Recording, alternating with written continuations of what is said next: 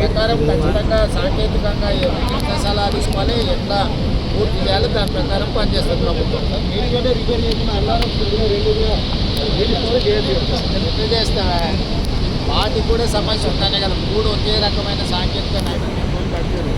మేడిగడ్డ అయినా అన్నారమైనా సున్నీళ్ళైనా వాళ్ళు ఏంటంటే అతి తెలివితేటలతో మామ అల్లుడు ఏమనుకుంటారంటే ఒక ఆయన స్వాతిముత్యం అనుకుంటాడు, ఇంకొక ఆయన ఆనిముత్యం అనుకుంటాడు. మేడిగడ్డ నుంచి ఎత్తితే అన్నారంలో పోయాలి, అన్నారంలో ఎత్తితే సుద్దిలాలు పోయాలి, అక్కడ నుంచి ఎత్తితే శ్రీపాద ఎల్లపల్లికి పోయాలి. ఒకే రకమైన సాంకేతిక నైపుణ్యంతో ఉన్నట్టు అన్నిటికీ దాంట్లో ఉన్న సమస్య ఒకే రకమైన సమస్య.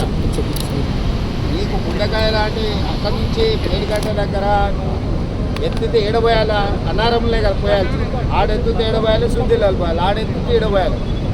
మూడు ఒకే రకమైన సాంకేతిక నైపుణ్యంతో కట్టారు. వాటికి నాణ్యత లేదనే కదా అవి రెండు కూడా కూలే ప్రమాదంలో ఉన్నాయంట, అవి రెండు కూడా కూలే అవకాశం ఉందంట అనే సాంకేతిక నిపుణులు చెప్తారు. మేము లోపలికి చూడలే సాంకేతిక నిపుణులు ఏమంటున్నారంటే ఇది వైఫల్యం చెందిన సాంకేతిక నైపుణ్యము. డిజైన్లో లోపం ఉంది, నిర్మాణంలో లోపం ఉంది, నిర్వహణలో లోపం ఉంది. మూడు రకాల లోపాలు ఉన్న దాంట్లో హరీష్ రావు లేకపోతే తారక రామారావు కోరుకున్నాడని ఎత్తేదన్న పోసింది అనుకో, అది కూలింది అనుకో, ఇట్లా చాలా గ్రామాలు తుడిచిపెట్టకపోతాయి. సో ఇంత వరద వస్తున్నా ఆల్రెడీ కమిషన్ రిపోర్ట్ ఇచ్చింది కదా, అసెంబ్లీలో చర్చ చేసి మీకు అన్ని వివరాలు అక్కడనే చెప్తాం.